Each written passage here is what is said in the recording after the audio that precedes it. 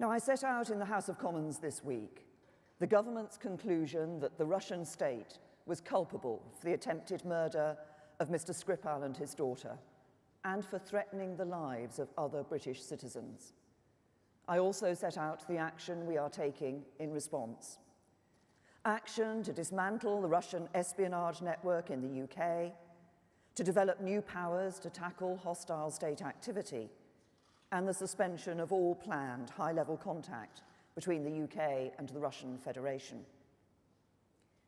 Today, our ambassador in Moscow was informed by the Russian government of the action they are taking in response. In light of their previous behaviour, we anticipated a response of this kind, and we will consider our next steps in the coming days alongside our allies and partners.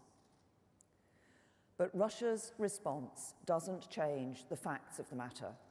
The attempted assassination of 2 people on British soil, for which there is no alternative conclusion other than that the Russian state was culpable. It is Russia that is in flagrant breach of international law and the Chemical Weapons Convention. I repeat today that we have no disagreement with the Russian people.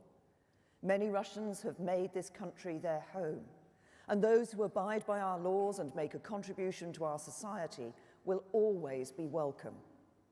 But we will never tolerate a threat to the life of British citizens and others on British soil from the Russian government.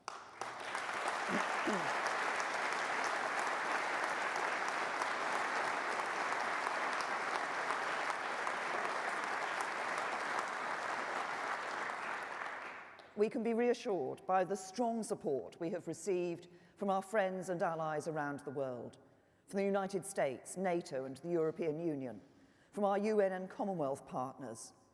I'm grateful too for the strong support I've received from the First Ministers of Scotland and Wales.